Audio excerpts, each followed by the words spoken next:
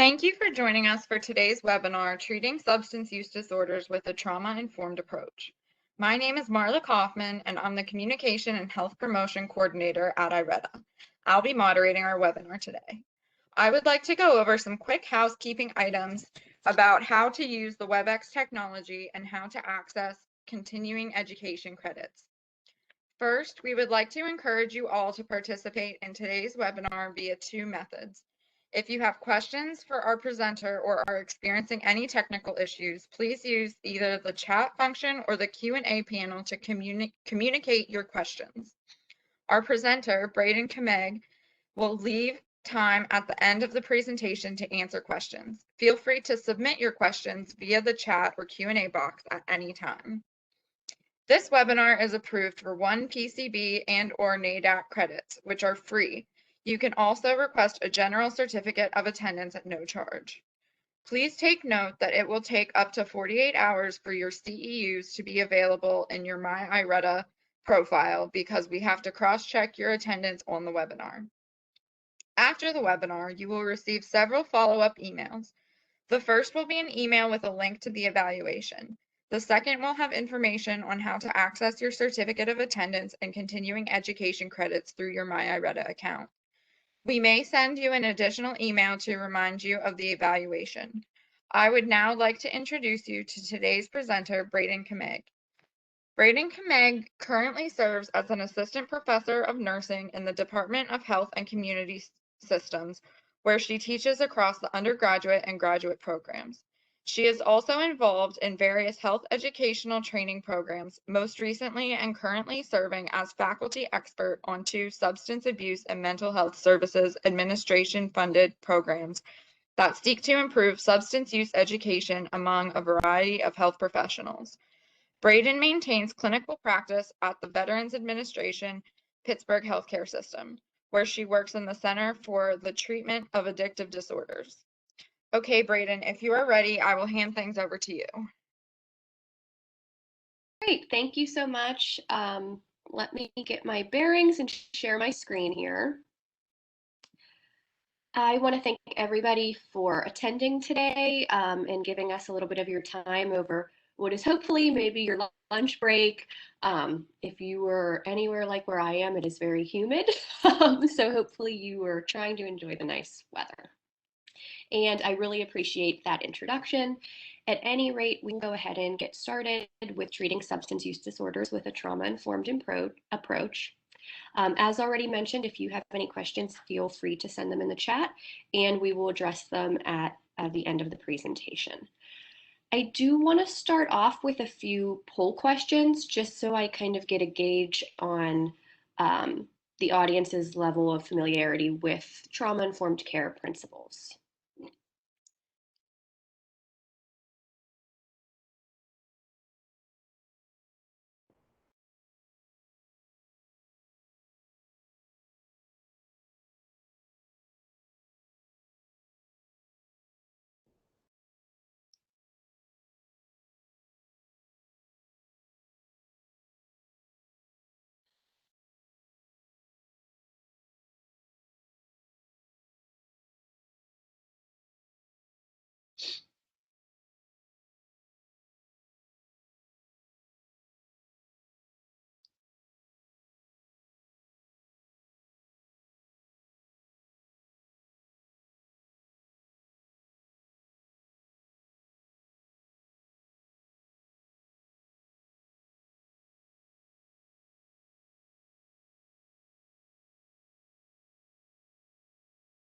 Okay, we'll take a few more seconds for the poll. If you haven't finished it already, please do so now.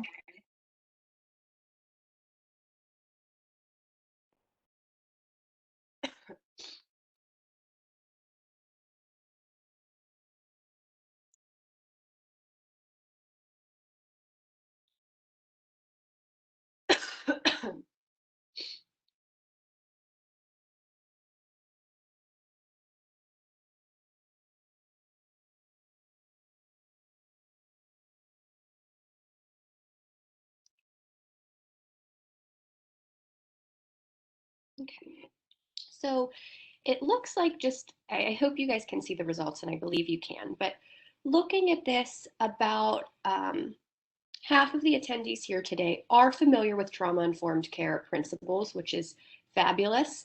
I'm really glad to hear that.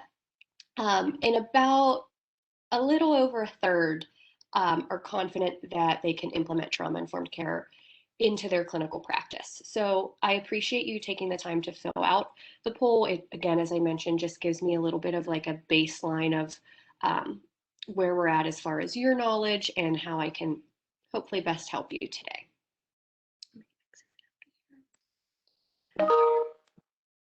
So what is trauma? I include this because I think we all have a general understanding of what trauma is. Later in today's presentation, we'll kind of quickly review post-traumatic stress disorder diagnostic criteria, in which the trauma exposure criteria is very narrow. When we think about trauma, we can think of it in a really broad sense, and where we see maybe an isolated single event, maybe a series of events. We'll talk about complex trauma later today, in which people are experiencing trauma related symptoms while still actively being exposed to trauma. It could be certain circumstances in which an individual either feels physically threatened, they may fear for their life. It may even be a little bit more subtle. When we talk about adverse childhood experiences, we realize that some things that maybe to us as adults may seem more subtle can be really quite an adverse experience for a child or an adolescent. When we think about trauma, we can think about things, really things like bullying, moving, death of a loved one or a family member. But the key thing with trauma is there are lasting effects on somebody's functioning, whether that is mental health, physical health, social emotional health, or spiritual well-being. Unfortunately, we know trauma exposure remains a really widespread, ongoing public health problem. Um, we'll go over kind of where we're at as far as current prevalence data and statistics, but unfortunately, I think the COVID-19 pandemic has probably only further increased the prevalence of trauma exposure, be that exposure to mortality related to COVID, serious illness or death of loved ones, even just financial, economic disruptions related to COVID, all can be really a significant adverse experience for children, adolescents, adults.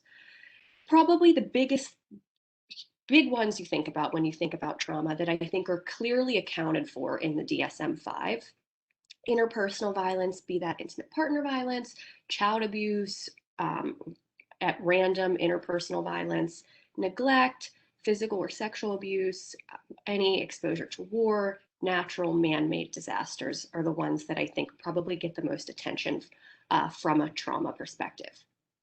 We know trauma can impact people across the lifespan, regardless of their age, regardless of gender, race, ethnicity, or socioeconomic standing.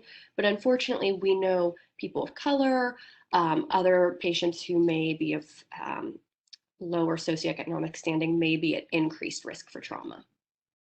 I like this quote, and I think it's an important paradigm to think about when you're working in mental health or substance use, in that trauma is an almost universal experience among people with mental health or substance use disorders. It may not be the chief complaint, it may not be the reason that they're coming in, it may not even be disclosed at an initial visit or even after a relationship has been developed.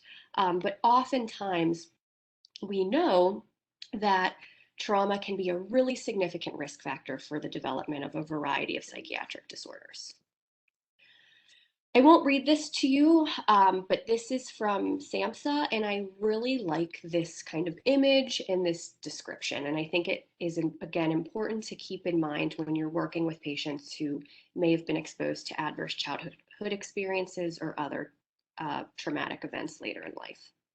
We know that there is a ripple effect of trauma that can extend beyond the individual trauma exposure. We can see these ripples impacting, as I mentioned, patients' physical health, mental health, social emotional well-being, spirituality. And the ripples at first can be very intense. As time goes on, they may lessen in their intensity, but they continue to expand. And you can think about that when you think about trauma symptoms. Oftentimes, maybe they become more tolerable with time, but they continue to grow, and they may impact other areas of people's lives. I also really appreciate the fact that this diagram speaks to the fact that when you're working with patients who've experienced adverse childhood experiences or other traumas, as caregivers, as healthcare providers, we are exposed to those ripple effects. And we'll talk later today about how to assure that we are maintaining our own healthy boundaries and assuring our own self-care. When you're working with trauma survivors, a lot of times we can internalize that and it can weigh on us and it can lead to things like burnout, compassion fatigue, and a variety of other kind of adverse mental health symptoms for healthcare providers. So later in the presentation, as I said, we'll talk about some self-care techniques. Just to kind of give you a little bit of history or background about trauma-informed care and where we were and kind of where we're at. Trauma-related symptoms, PTSD, have been around as long as trauma exposures have been. As mentioned, I work at the VA in Pittsburgh, and it's interesting. I see a fair amount of older veterans, who perhaps they served in World War II, perhaps they served in the Korean War, and that was obviously pre-1980 when we actually really didn't have terminology for what is PTSD. It wasn't until the DSM-3, which was published in 1980, that PTSD was described as a mental health symptom.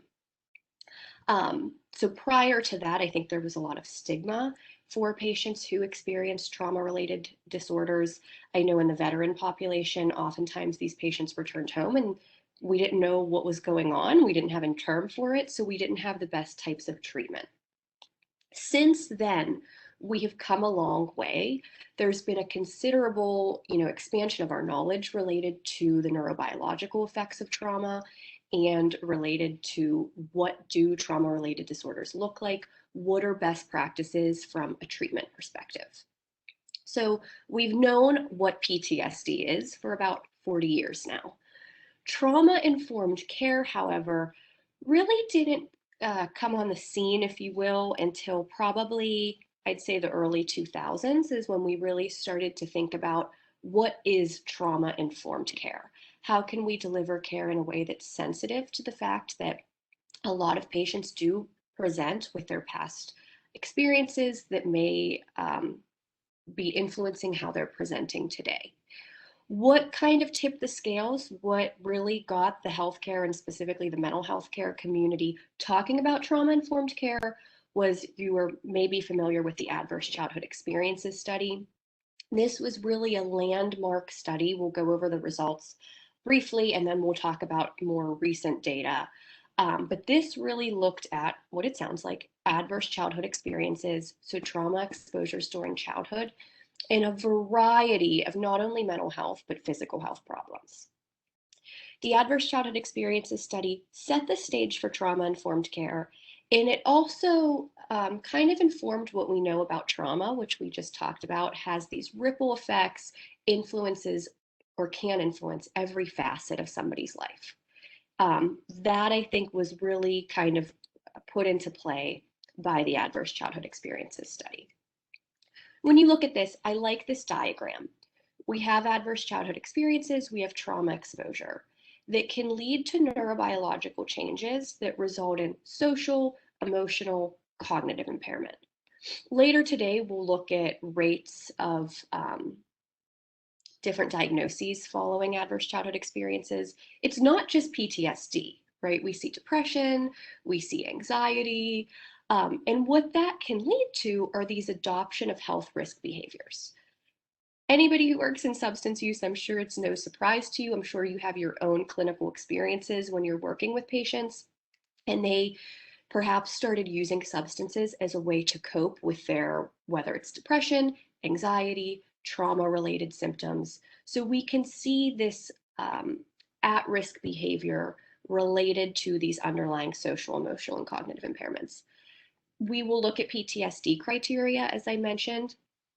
This is, I think, one of the symptoms of PTSD that's a little bit under-recognized, but recklessness, impulsivity, all of that can further drive health risk behaviors, be it substance use or at-risk sexual behaviors. When we see these two things coupled, that can lead to disease, disability, social problems. Not only mental health symptoms, but also things like cardiovascular disease, cancer, pulmonary diseases, hepatic diseases, and subsequently early death. So the Adverse Childhood Experience study was published in the late 90s, but it really does, as I mentioned, remain kind of a landmark. It was done at Kaiser in California, so a pretty big sample size of about 10,000 people were surveyed who were seeking just primary preventative health care. Of those individuals, over 50% reported at least one adverse childhood experience, and a quarter of respondents reported more than two adverse childhood experiences. When you look at patients who reported four or more, it was about 6%. Interestingly enough, these rates remain pretty constant. As I said, we'll look at some more recent data. There are some fluctuations and there's some variability, but this is kind of par for the course for what we expect. The other key finding in this study was there is this dose-response relationship between adverse childhood experiences and, as I mentioned, a variety of health risk factors and health behavior. When we think about the dose-response relationship, what we mean by that is as individuals endorse a greater number of adverse childhood experiences, their risks or their odds of developing a variety of health problems increases significantly. So when you look at comparisons between somebody who endorsed one adverse childhood experience compared to somebody who endorsed 4, 5, 6, we see really significant increases in risk factor. This is the data from the study. I will not read this to you, but just to highlight a few things. Looking at substance use specifically, alcohol use, drug use, injection drug use, you can see here the odds ratio increases with the number of exposures to adverse childhood experiences, but we see a pretty significant jump when we look at 4 or more. So patients who were exposed to 4 or more adverse childhood experiences had a 7 times increased odds of developing alcohol use disorder, about 5 times for drug use. When you look at IV drug use, it's another pretty significant increase, a 10-fold increase. So this set the stage, and let me go back. I have this table included because it looks at substance use disorder specifically, which is what we're talking about in most detail today. But if you look at the full study, as I mentioned, it looked at a variety of health outcomes across the board, spanning from mental health problems, spanning to things like cardiovascular disease, liver disease, even cancers. And we see consistently increased risk with greater exposure to adverse childhood experiences, really regardless of the disease state or the behavior. So where are we now? I want to just quickly review some more recent data just to give you kind of a framework. So this study was published in 2019. It looked at behavioral risk factor surveillance system data, huge sample sizes here. So we have over 200,000 individuals. And this looked at 8 categories of adverse childhood experiences. When we think about adverse childhood experiences, we know things like physical, sexual abuse are included. We know things like neglect are included. But what may not stand out to you are things like food insecurity, having a household or a family member who was incarcerated or who had mental health problems or who had a suicide attempt. Those are all considered in the Adverse Childhood Experience Survey. Even things like separation from a caregiver, parental divorce, witnessing intimate partner violence between caregivers, all are included in our definition of an adverse childhood experience. So this recent study found pretty high rates of adverse childhood experiences, again, fairly comparable to the initial study by Folletti. 60% had at least one and then a quarter endorsed 3 or more. I think this is pretty high and really telling. This breaks it down and kind of looks at health disparities, and we see disproportionate rates of adverse childhood experiences among people of color, people who had less than a high school education or who were unemployed or disabled, LGBT persons, those with a lower annual individual or household income. And I think some of this, when you think about high school education or unemployment or disability, really speaks to the fact that perhaps that is a consequence of that trauma exposure. Perhaps just like when we looked at that pyramid, we're seeing cognitive emotional symptoms that lead to the adoption of these risky behaviors, that lead to mental health problems, that can then impair somebody's ability to achieve their full potential. Another meta-analysis that was published fairly recently looked at a variety of studies spanning well over 250,000 individuals. This I'm highlighting specifically substance use disorders. So when we look at adverse childhood experiences, for every 1 unit increase, so for every 1 exposure to an adverse childhood experience, we see an increased odds of not necessarily alcohol use disorder, but at-risk alcohol use of about 6 times. When we look at drug use, as was kind of highlighted in the initial Folletti study that looked specifically at IV drug use, we see a 10-fold increase. And then lastly, looking at more longitudinal data. So this was a fairly, not as big of a sample size, but over 10,000 people. This looked specifically physical, emotional, and sexual abuse were included in this survey. So they may not have had as much of a broad inclusion of adverse childhood experiences compared to some of the other data that we talked about. But still, 1 unit increase in adverse childhood experiences were associated with 30% higher odds of alcohol use disorder, nearly 50% higher odds of developing cannabis use disorder, and about 40% for any drug use disorder. And then I did want to include this data for you all just because I think we know the opioid epidemic rages on. We know that COVID has really added fuel to that fire. This was a smaller study. The others we talked about were pretty large epidemiological studies. This used a smaller sample size, but I think it got a little bit richer of data. So instead of simply survey data, this used survey data with interviews and looked at people who were seeking treatment for opioid detoxification. Asked about age of first opioid use, IV drug use in the past month, lifetime history of opioid overdose, and then that 10-item adverse childhood experience questionnaire, which, as I mentioned, looks really broadly at a variety of adverse childhood experiences, was included. When we think about increases in adverse childhood experiences, we saw increased odds of IV drug use and likelihood of experiencing an overdose.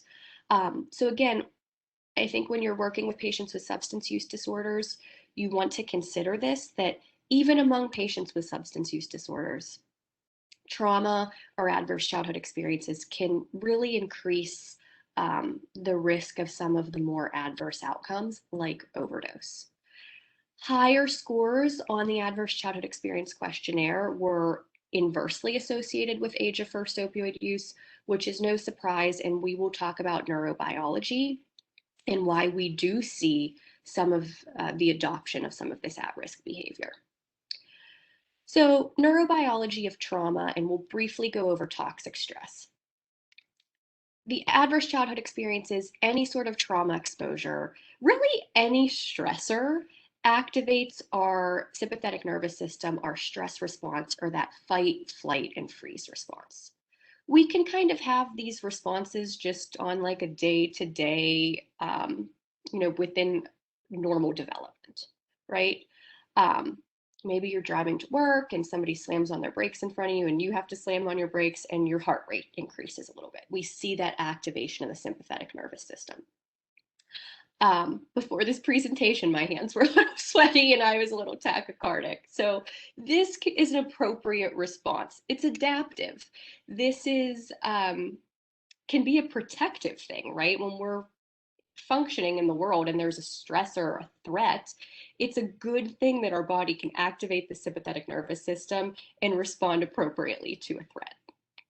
Unfortunately, when we see really significant trauma or multiple traumatic exposures, this fight or flight response can be sustained, right? When we think about the sympathetic nervous system, it's kind of supposed to activate, for a short period of time.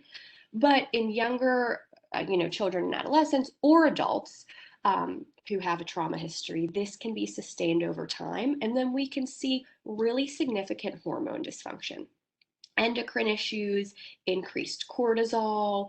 We sometimes can even see disruptions in like sex hormone release. And then I will show you on the next few slides some like neuroimaging that really looks at, in the context of adverse childhood experiences, disruptions in brain growth, hyperactivation in some brain regions, a lack of connectivity in other brain regions. Over time, not only do we see these neurobiological shifts, but we can see overall kind of systemic lack of homeostasis, where patients can develop chronic inflammation and subsequently activation of disease pathways. So kind of going back to that initial study by Folletti, we know that adverse childhood experiences can increase risk for things like cardiovascular disease, as an example. Perhaps that is mediated by the fact that there are higher rates of smoking in patients with adverse childhood experiences. But multiple studies have controlled for those health risk factors and have still found an increase in these disease pathways. So increased cortisol, chronic inflammation can cause a variety of cardiometabolic downstream effects that can really increase risk for more longstanding disease states. The other term that you may be familiar with is toxic stress. This terminology was kind of refined in, again, the context of adverse childhood experiences. Thinking about stress, we can have positive stressors. These are kind of our normal day-to-day things. During periods of positive stress, we do have this change in physiological state where maybe that sympathetic nervous system activates. Maybe there's, transient tachycardia or hypertension. But when we think about positive stress, the stressor is brief in duration and mild in magnitude, and people usually return to baseline. Positive stress is not only is it developmentally appropriate, it's expected part of the human experience. Where we see positive stress maybe increasing in intensity or duration and maybe transitioning into toxic stress, some people you work with, they may be experiencing what is tolerable stress, but what is moving in the direction of toxic stress. The tolerable stress response really consists of perhaps non-normative experiences. So things that are beyond what we would expect as just day-to-day stressors. They have a greater magnitude, they're more intense.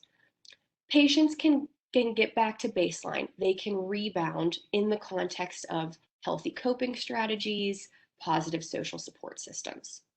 When this turns more into this toxic stress state, which is when we see neurobiological changes, which is when we see increased cortisol and those endocrine pathways being activated, is when it's a very significant magnitude or very intense stressor, things like abuse, neglect, or when the stress response system is activated for a prolonged period of time. Maybe that's in the context of ongoing psychosocial stressors.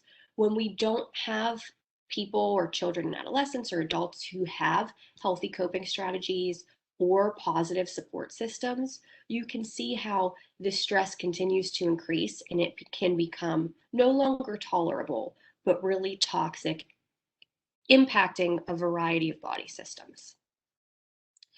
I like this kind of diagram that really, I think, kind of summarizes what we talked about thus far. We have early life stress. And arguably, you could say we have stress later in life can, to some degree, have similar effects. When we have stressors early in life, we see dysregulation in stress systems, where that sympathetic nervous system is overly activated for too long. Maybe we see chronic inflammation. There are direct impacts on the central nervous system, and I'll highlight those in the next few slides. But we see this overall disruption in central nervous system development. Now, this can be mediated by genetics changes, epigenetics. We can have some protective factors here. But ultimately, when we have this early life stress and we don't have somebody who has positive coping skills or who has a support system, we see these systemic changes that can lead to this disruption in CNS development and subsequently pathology. So things like depression, anxiety, PTSD.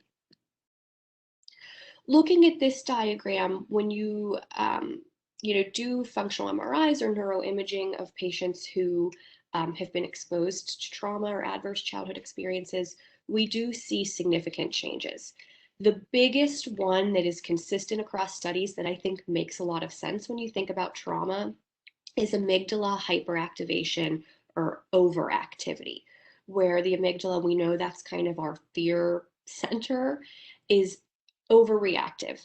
These patients may have a hard time differentiating what is a actual threat versus what is just a stressor.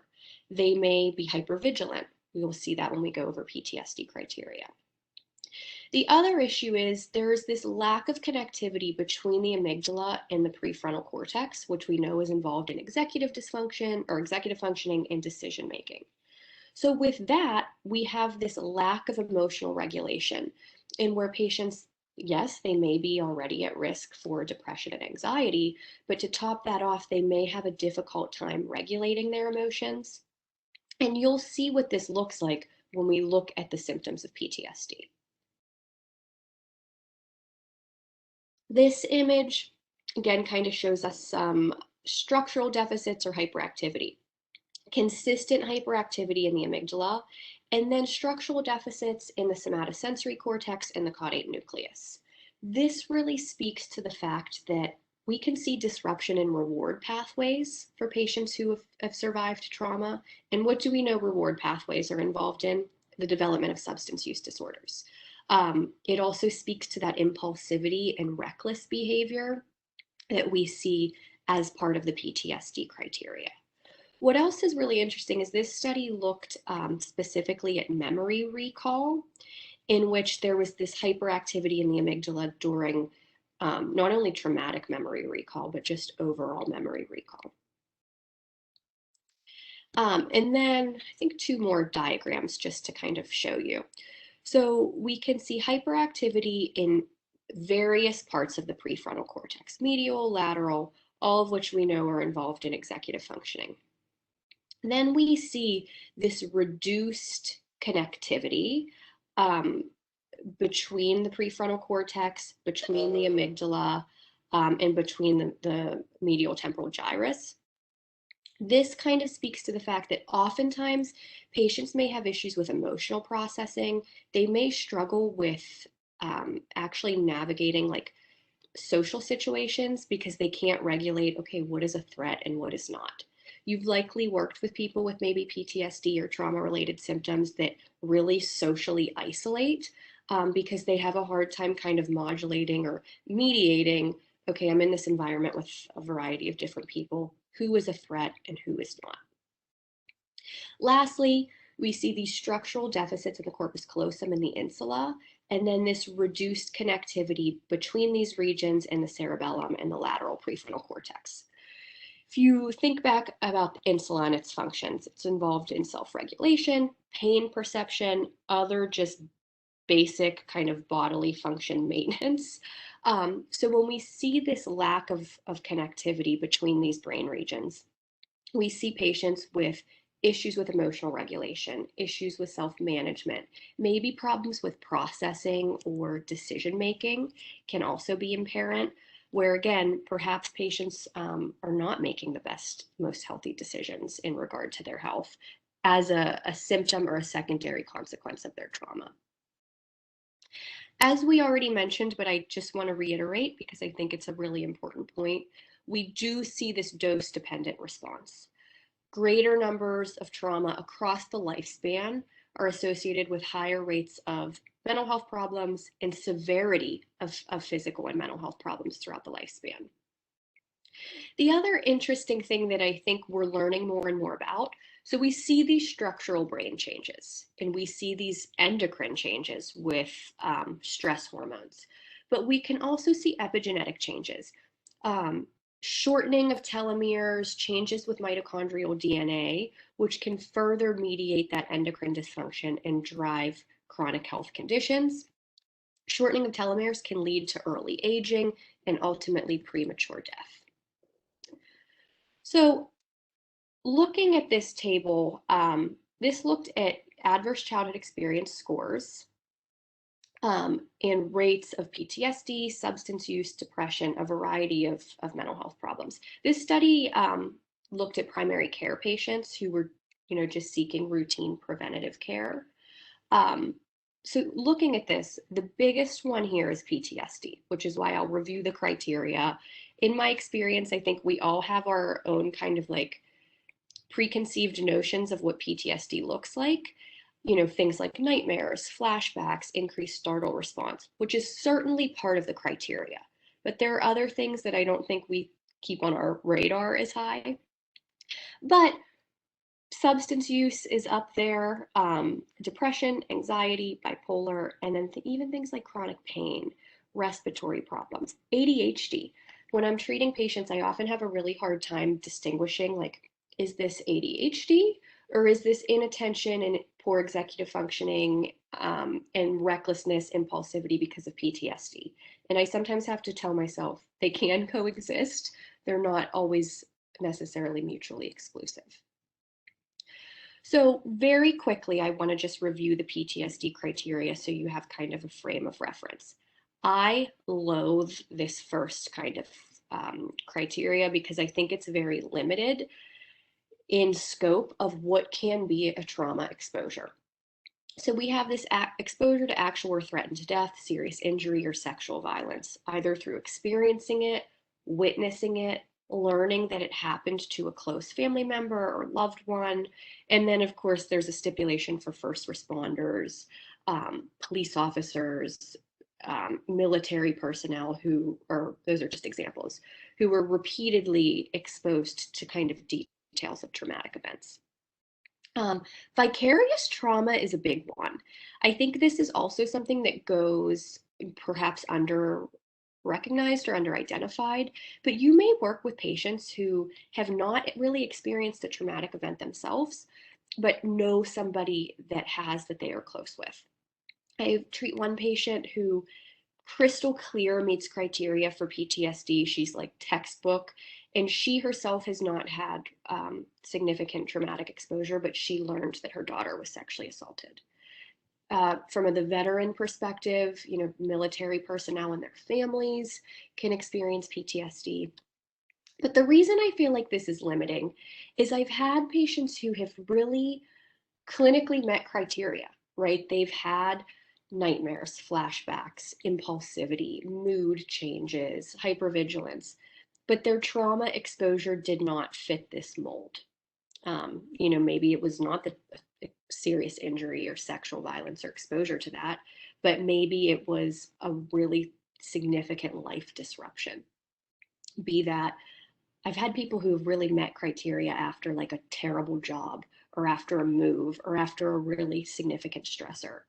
The other thing, as I mentioned, in adverse childhood experiences, some trauma exposures are more subtle than this, but can really lead to PTSD, parent divorce, separation, whatever it might be. This I'm going to kind of gloss over because I do think that this is what most people think of when they think of PTSD. Memories, dreams related to the event, flashbacks or dissociative reactions, either psychological distress or physiological distress when reminded of the event. Sometimes I have patients that even when I'm screening for trauma, I can see them tense up. I can see them get visibly anxious. And to me, that's pretty clear psychological or physiological distress at even talking about the event. Avoidance, this is one I think people kind of recognize, but it's easy to miss. Sometimes patients don't even really have insight into the fact that they are avoiding certain reminders of the event. I always say if they're avoiding talking about it, then they probably fit this bill. So, negative alterations in cognitions and mood. I do want to highlight this because this is where I think we sometimes forget about some of these. You'll have patients coming in for substance use treatment and maybe they have a diagnosis of bipolar or depression, and you drill down and it's really more trauma related. These are things that I don't find come to mind or are the first thing people think about when they think of PTSD. But issues with remembering the traumatic event, this really very persistent, profound change in somebody's belief system, where perhaps they have a really negative view of the world, they have a really negative view of themselves or other people around them. I've had patients say, I can't trust anybody. Or I always think that something bad's going to happen because that's the world we live in. Even comments like, I'll never be better, that hopelessness, I think can kind of fall under this category. We know there's a great degree of self-blame, survivor's guilt that we can see with PTSD in some degrees. This emotional state where patients may feel constantly fearful. Another big one I see is anger, where they're constantly angry, irritable. And those are the patients that I think sometimes get diagnosed with like bipolar or conduct disorder when really it's driven by PTSD. Lack of interest in activities, detachment from other people, problems with experiencing positive emotions. These are, I think, ones that are often the most impairing for people, where you'll hear patients say, I hear this a lot for patients who are getting treatment for substance use disorders who have comorbid PTSD, who will say things like, well, I'm in recovery. I thought I would be doing better, but I'm not happy. I don't feel happy. Everything has fallen into place. I've reconciled with my family, whatever it may be, but they don't feel that positive emotion. They don't feel connected to other people. And then these, you could see how they may drive substance use or may increase risk for recurrence. And then again, these are probably things that you think of. Hypervigilance, increased startle response, sleep disturbances, but even things like that irritability or angry outbursts, reckless or self-destructive behavior. And then this is here for your reference. Timeline about a month. Obviously, this has to cause, as with everything in the DSM, impairment in functioning, and it's not better related to a substance or another medical problem. Although, as we talked about, PTSD is highly comorbid with substance use disorders. The other thing is, while the timeline is 1 month, it doesn't have to be, immediately following the trauma exposure, right? Like I have some veterans that come in and maybe they were Vietnam veterans and they were fine for 30 years, but now they retired. Or maybe they lost their partner and they have a significant life change or life stressor can bring about PTSD symptoms, even if the trauma itself was not recent.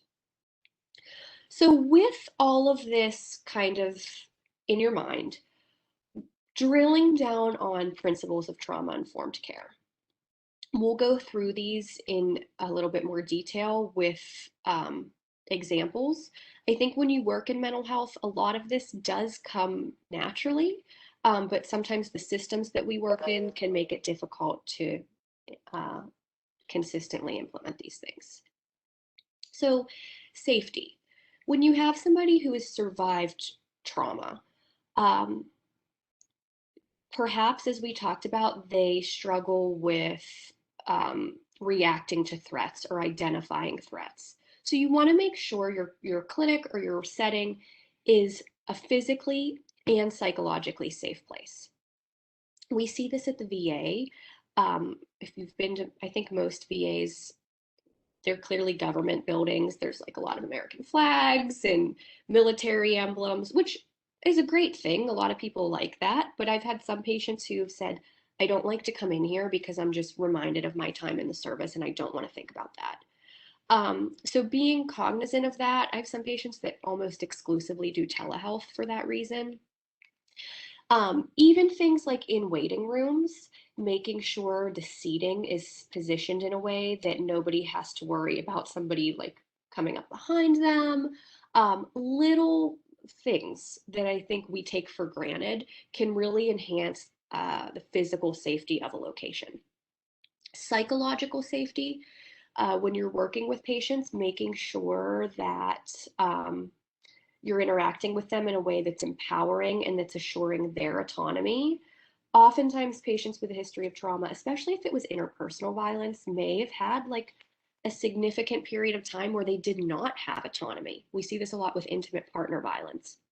You don't want to perpetuate those same power dynamics. So we talked about physical setting. We want to make sure interpersonal interactions promote a sense of safety, not even among staff, but also among other patients who they may be interacting with. Also, understanding safety from the perspective of clients. I just gave you all a few examples, but I've had other people who have brought up issues of things that made them uncomfortable that never would have even crossed my mind. We also want to make sure that our environment is consistent, right? If somebody is a trauma survivor, they may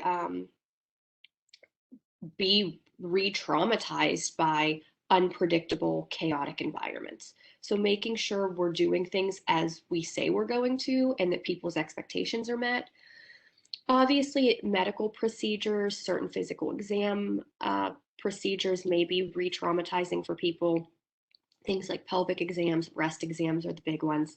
But I think even things that we do on a day-to-day as healthcare workers, so we may not think of.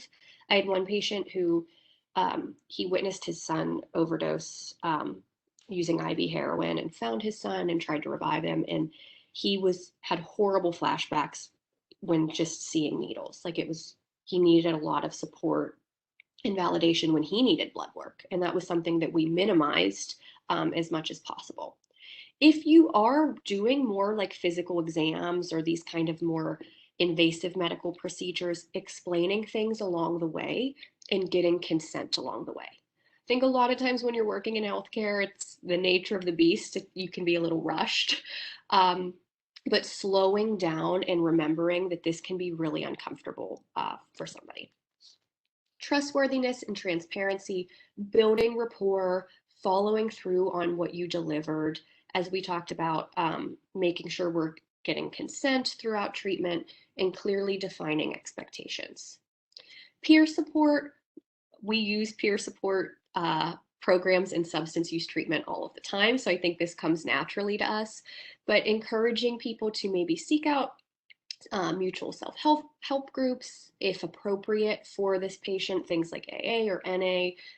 That's not always for everybody. So using maybe other mechanisms. We do a lot of peer support at the VA where we use people who are in recovery as peer support leaders. And I find that I think to be really helpful for those individuals and patients. Collaboration and mutuality. So really looking at healthcare delivery as a partnership.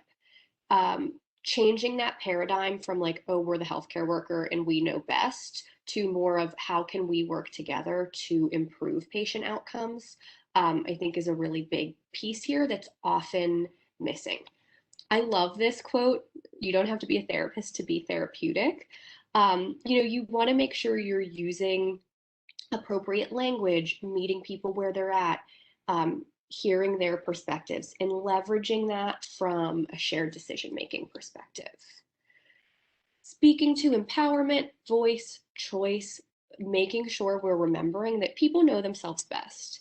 And using those motivational interviewing techniques, having somebody set their own goals, make their own decisions, really focusing on resiliency and healing, I think is a really important perspective.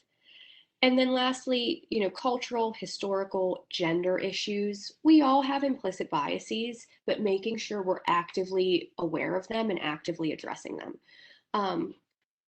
If you're working with patients, considering their cultural beliefs, and incorporating those interventions when they're safe. Also thinking about gender differences and how that might relate to trauma exposure.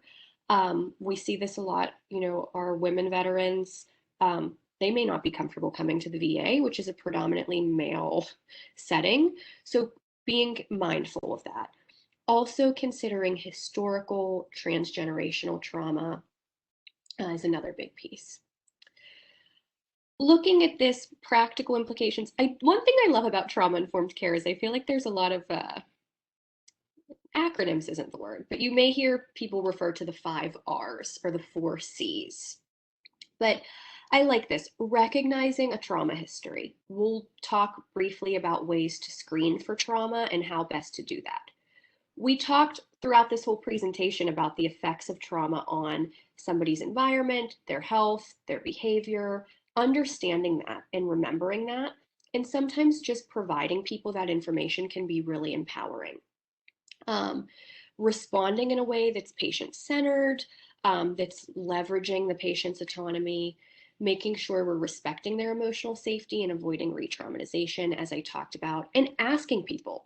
I can list things that I have heard people cite as being triggering or re-traumatizing, but don't always assume asking somebody what kind of triggers do they avoid or how you can best help them feel safe is a really easy intervention.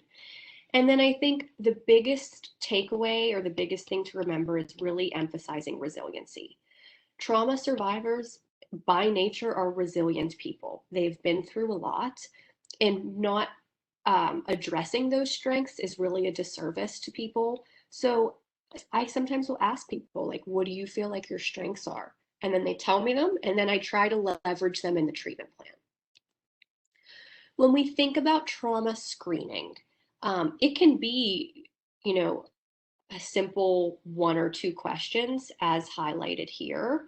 I usually will preface this with something like, I ask everybody I see about childhood experiences because we know they can really impact long-term health. And then I move into however I want to ask the question. Some patients are really hesitant. You may be the first person they disclosed it to, and that is fine.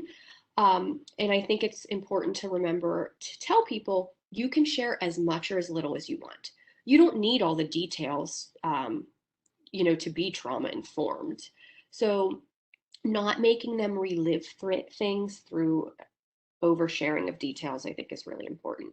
And then responding with compassion. I usually, thank them for sharing that and recognize that that may have been really difficult or really challenging. And then I usually will ask, well, how can I best support you? This is the 4 C's that I talked about. And the 2 I really want to emphasize: remaining calm. When you're working with patients, they may be sharing really, really distressing, maybe personally triggering information for you. And it can be difficult, but really kind of being mindful about how you are responding and how you're feeling in the moment. Deep breathing exercises can be helpful. It's not always easy to do, but you want to be mindful of that. Containing what they're reporting to assure emotional and physical safety. As I mentioned, they don't need to, give you all the details of the trauma exposure. They don't need to share at all, let alone in more detail than necessary. So not probing for things unnecessarily. Bearing in mind that some people don't want to talk about trauma, they don't want to revisit it, and that is okay. Giving them resources that don't require redisclosure of trauma. Maybe they're not ready to do trauma-focused therapy, but maybe they could benefit from motivational interviewing or cognitive behavioral therapy. I talked already about self-care and self-compassion. There are some things you may hear, or some situations that may be really difficult for you to navigate. Leveraging your coworkers or your own social support systems, setting healthy boundaries at work. If there is somebody that it's really difficult for you to work with and you are having some countertransference, maybe that's not going to be the most therapeutic relationship anyway, and maybe the patient could be better served by working with somebody else. And then emphasizing for patients coping skills, resilience building strategies. So what does this look like in substance use treatment? It's pretty much harm reduction. I feel like trauma-informed care and harm reduction fit seamlessly together because it's very similar. With harm reduction, you're focusing on individual preferences, um, empowering people, meeting them where they're at. It's the same thing for trauma-informed care. Um, Even things like sterile needle exchange programs, that can be very trauma-informed. Medications for addiction treatment, long-acting formulations of things like buprenorphine, so Sublocade, just as an example, can be trauma-informed. Is it reducing somebody being re-triggered by coming for treatment over and over again? Recognizing dual diagnosis and treating those, whether it's through pharmacotherapy or um, psychotherapy. And then another just practical thing, procurement of drug screens. A lot of places, and I know we used to do this at the VA, do witnessed drug screens. For somebody who maybe has a history of sexual abuse, is that needed? We've gotten away from that with COVID. We're no longer doing witnessed drug screens, they're unwitnessed. And we have not seen a huge change in rates of positive urine drug screens. So, is that really needed? Probably not. And is it trauma informed? No, it can be an invasion of privacy. So, bearing that in mind. Looking at organizational support, that's probably the biggest barrier that I see, is that people really want to implement trauma-informed principles, but maybe they're not supported in their organization. So leveraging stakeholders, working with leadership, working, kind of from an interdisciplinary standpoint, problem-solving courts can be really helpful for patients with substance use disorders, specifically if they have a dual diagnosis. So getting them into those kind of pathways, making sure we're aware of trauma. We talked about building a safe environment, really kind of focusing on the quality of healthcare worker-patient relationship. When you look at from an organizational perspective, staff ratios, if you're seeing too many people per day, it's hard to take the time. Trauma-informed care, it's very effective and it's really important, but it does take a little bit more time. So making sure advocating for appropriate staff ratios, I think, is really important. And then providing staff and provider support. This can be really difficult to navigate some of these issues, and making sure we're providing support, I think, is really important. Complex PTSD is not a DSM diagnosis, but it is recognized by the World Health Organization in that people with complex PTSD, they are experiencing trauma while having trauma-related symptoms. So what that means is this is not an isolated incident, right? They have long-standing trauma, and then they're trying to work through trauma-related symptoms while still actively being exposed to trauma. We can see really significant issues with somebody's identity formation, emotional dysregulation. This can overlap a lot with certain personality disorders, but I just want you to be aware of this phenomenon, if you will, because really these patients may need a little bit more support and may need help kind of, removing themselves or trying to get out of a toxic or traumatic situation while actively, working through PTSD. We don't want to replicate prior trauma dynamics, so making sure we're not being too authoritarian. Asking about trauma triggers, as I mentioned, it's okay to ask, and I encourage you to do so. Also recognizing that addressing trauma might not be somebody's priority, and it might not be something they're interested in at all. So we can encourage addressing trauma, but we can't make anybody do so. And I often tell people, if you're not ready to talk about this, that's fine. We will do so if and when you're ready. I mentioned utilizing that strength-based approach, focusing on resiliency. Look at all they have overcome thus far and all of the good that they've done. And how can we leverage that moving forward? So we will do one more poll question, and then I have, I think, 2 more slides. I was going to do a case review, but I will post the slides for you because I don't know that we have a ton of time, and I apologize for that. I tend to be long-winded.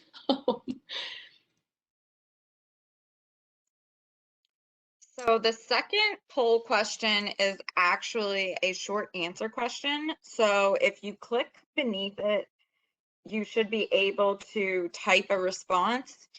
If you aren't able to figure out typing the response directly into the poll app, feel free to respond to that question via the chat. That poll question was after the case, so they don't have the information yet. Oh, I'm sorry. Okay, well then just ignore the second question and we'll just do that one in the chat. Yeah. Sorry about that. No, it's okay.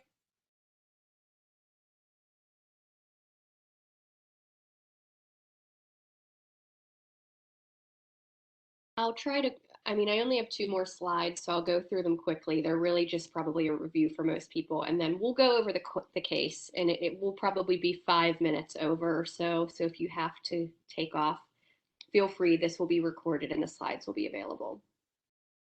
Are you also willing to take a few questions at the end? I know we'll be a that's little fine. over. No, that's Okay. fine, as long as people don't mind. Okay, we're gonna do a few more minutes for this poll question, well, a few more seconds. So if you want to take that poll, I'll be shutting that down momentarily.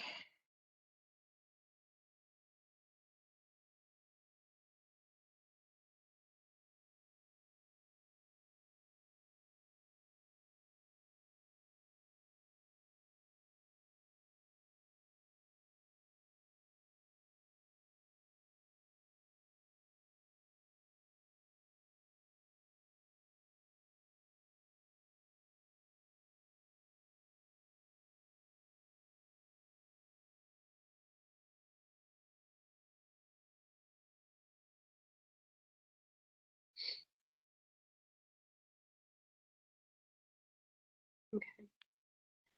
Well, this is good to see that about half of the attendees here are using trauma-informed care principles in their practice settings. That's promising. I think that is, we're moving in the right direction, because I think if this would have been, I don't know, even 5 years ago or so, that number would have been a lot lower.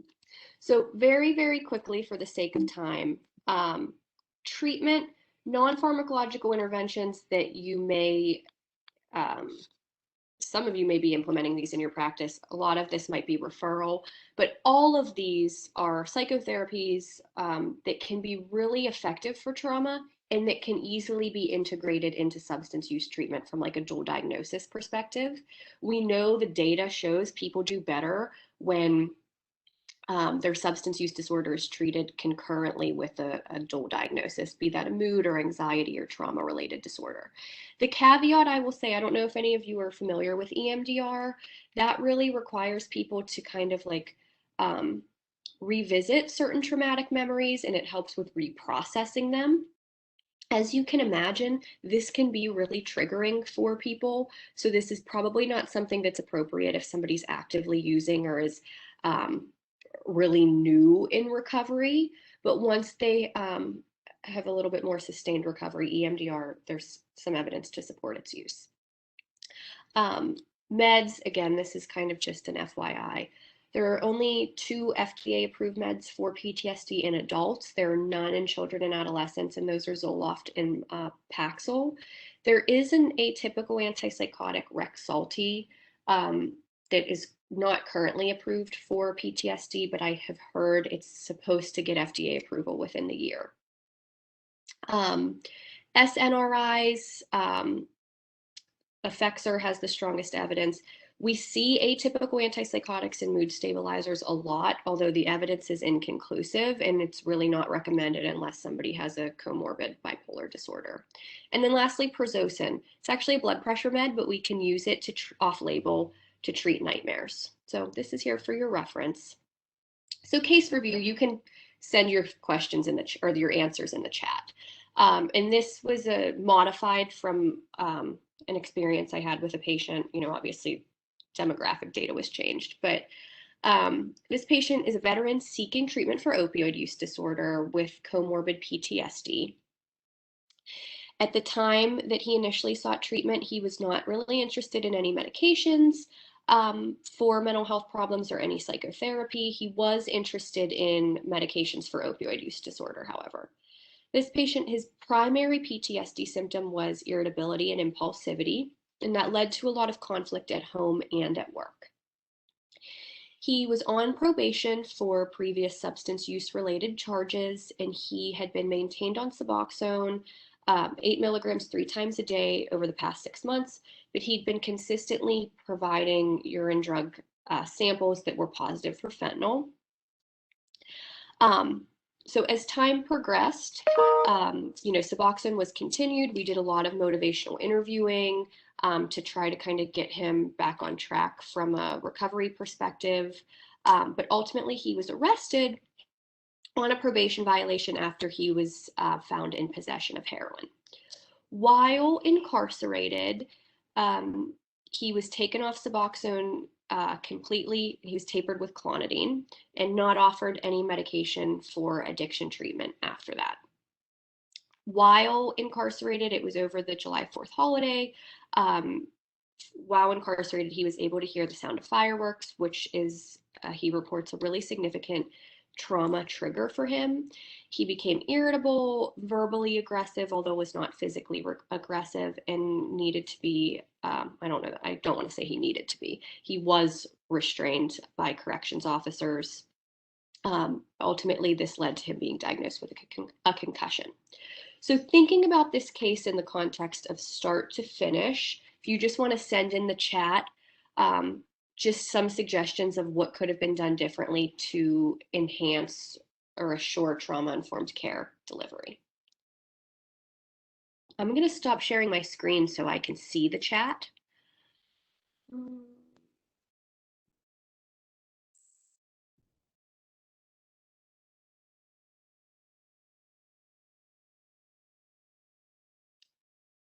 Oh, I don't think I can see. Here we go.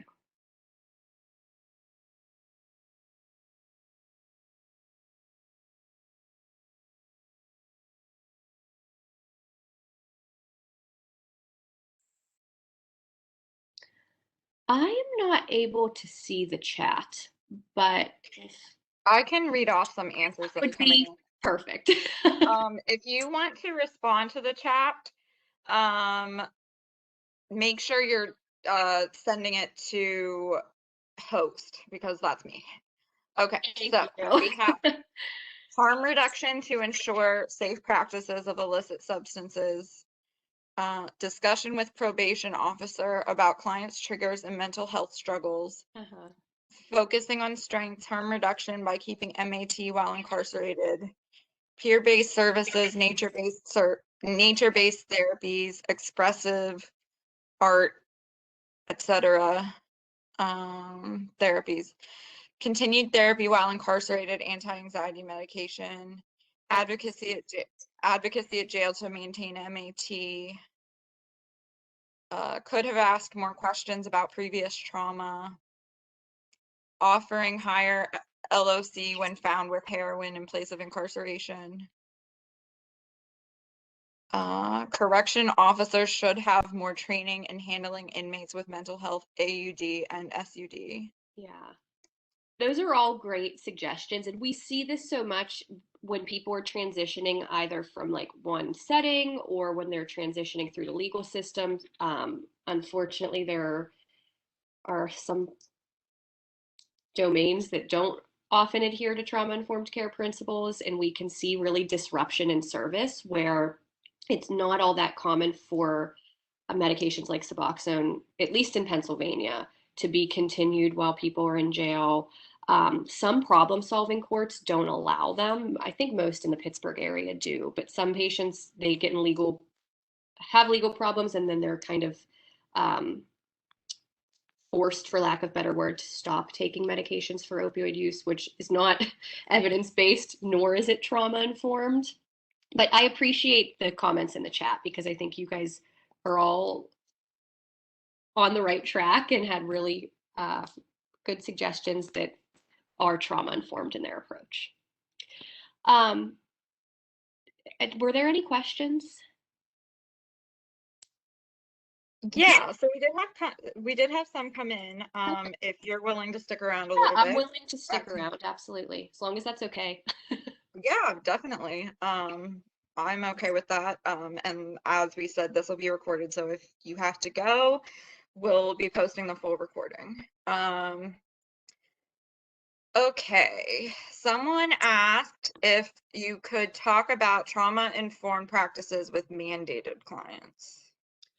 Um, I don't necessarily think that it differs all that much. Now, the downside is if you're working with clients who are mandated to have treatment, um, they may be less engaged.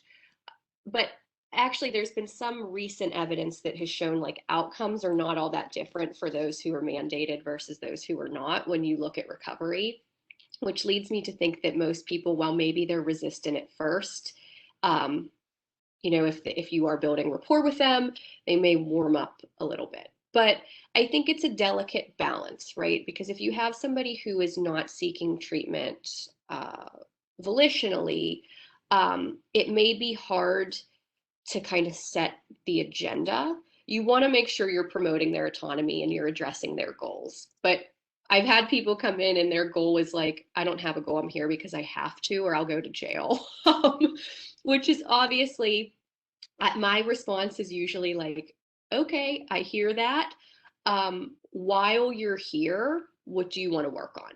Um, I try to kind of say like we'll do things on your terms, but you're coming once a week. So I want to address what you want to address in that moment. That I find effective. Have I had some people who were like, there's nothing I want to address? Yes. And then I try to just kind of move forward with the interview, get a little bit more of a history, even if you're just building rapport over the first couple times you're seeing them, that is okay. I think keeping this in mind, and it's kind of a trauma informed approach, and it's certainly harm reduction, is whether somebody's seeking treatment volitionally or not, you can't make anybody engage and you can't make anybody do anything that they don't want to do. They can be made to come, but they can't be made to really engage in treatment. So trying to just continue to encourage them without being overly authoritarian, I think adheres to those trauma informed principles and probably has the best long term outcomes. Mhm. Thank you. Another question. Given studies that show that cannabis and psychedelics can be beneficial for the treatment of PTSD and or opioid use disorders, do you see the VA undertaking their own studies and employing these therapies for veterans? Yeah, they are. I mean, it's very, very preliminary, but I know that the VA nationally, I believe, has formed or is looking to form like a kind of work group looking specifically at, I know psychedelics, I'm not sure about cannabis. The evidence, to my knowledge, is a little bit stronger for psychedelics for PTSD than it is for cannabis, although I have a lot of people with PTSD who use medical cannabis, and I don't know that the evidence is that strong. But from a harm reduction standpoint, if you have somebody coming in, I have plenty of people who say like, "Well, yeah, I'm smoking, but I'm not using heroin," and I say like, "Great." So I think that can be a good harm reduction strategy, but to answer your question, I do believe that the VA is planning on looking into this, but as you know, it's really hard as far as DEA regulations because they're controlled substances. Mhm. Then another question, I think this is referencing to something early on in the presentation. Has the definition of an ACE changed or evolved from the original questionnaire? Is that reflected in a new test anywhere, or is the original one still the most used? The original one still is the most used, although the original one you can tell was written 20 years ago, in that some of the language that's used is not that like patient centered. I think one of the questions is like even just things like uh, did you live in a house with an addict or alcoholic? Like it's phrased somewhere, something like that. So I think most of the time when you're doing, most places I've seen that have given the survey, either clinically or for research, have tweaked the language to reflect really significant improvements in non-stigmatizing and patient-centered language that have come up recently, but the content of the questions itself really have not changed. Okay, and then let's do one more question. Someone was wondering what your thoughts were on accelerated resolution therapy. I'm honestly not all that familiar. We do not do that at our VA. It's not something that we offer right now. So I can't really speak to that. In like recent readings that I've reviewed, I feel like the evidence isn't totally conclusive, but I feel like it's something that needs to be examined a little bit further. But I'm honestly not all that familiar with it in clinical practice itself. Mm-hmm.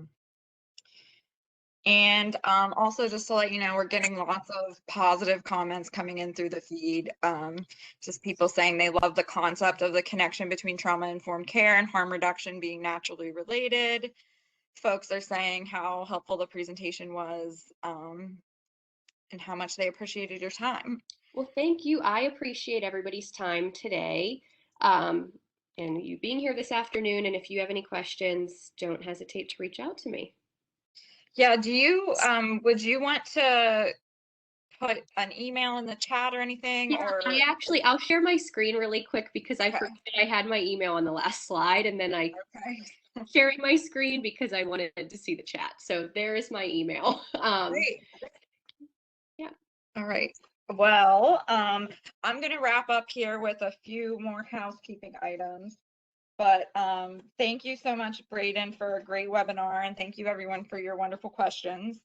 We would like to remind all participants that a copy of Brayden's PowerPoint, along with the recording of today's presentation, will be uploaded to the webinar library located on iReda's website by early next week. Once we have these resources posted, a link will be sent to all of today's webinar registrants. I now want to remind you of our evaluation and CEU process. You will receive several follow-up emails from us. The first email will include a link to the evaluation, and the second email will include step-by-step instructions on how to obtain CEUs. Please note that it will take up to 48 hours for your CEUs to become available because we have to cross-check your attendance records with WebEx. We would like to specially request that you fill out our evaluation. It should take no longer than 2 minutes of your time. Again, we want to thank everyone for taking time out of your day to participate. If you have any questions at all, please email us. The email address is info@ireda.org. And with that, I just want to thank Brayden again, and I will conclude the webinar. Thank you and have a great afternoon. Bye, everyone.